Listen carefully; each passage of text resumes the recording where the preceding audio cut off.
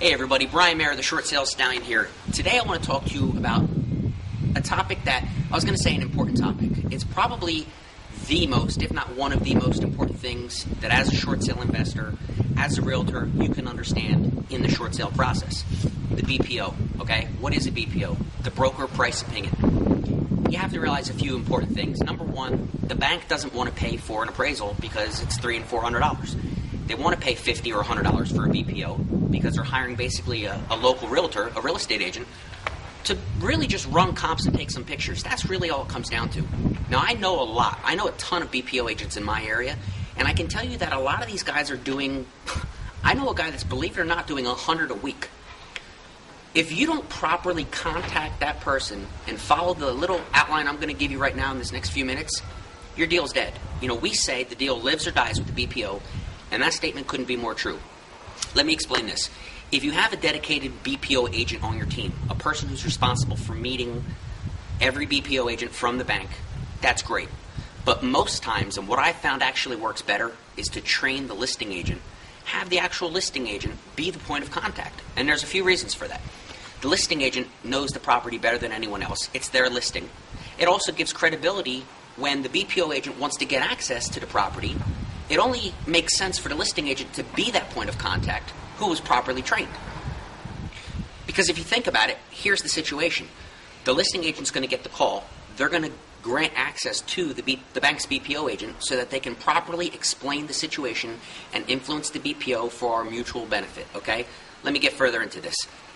Number one, you never, ever, ever, ever want to just give, the key code, the lockbox, access to the property, because if that BPO agent goes there unaccompanied, blind, if you will, your deal's dead. And I can guarantee you that, okay? 99% of the time, your deal's dead. So you want to make sure they have to contact, and you set that up through your negotiator and through your administrative staff. They contact the listing agent who is properly prepared to physically meet them there. If your listing agent is not physically willing to go and meet them there, hire a BPO agent. Or, you can't go yourself because you're the buyer, the investor. But here's the situation. You want to go there, the listing agent preferably, and bring 4 key items. You want to bring a copy of the contract, the investor-based contract, so whatever my offer is into the property.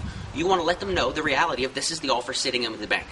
You also want to bring in your low comps to show why the investor came up with that offer. So you want to help to do their job for them.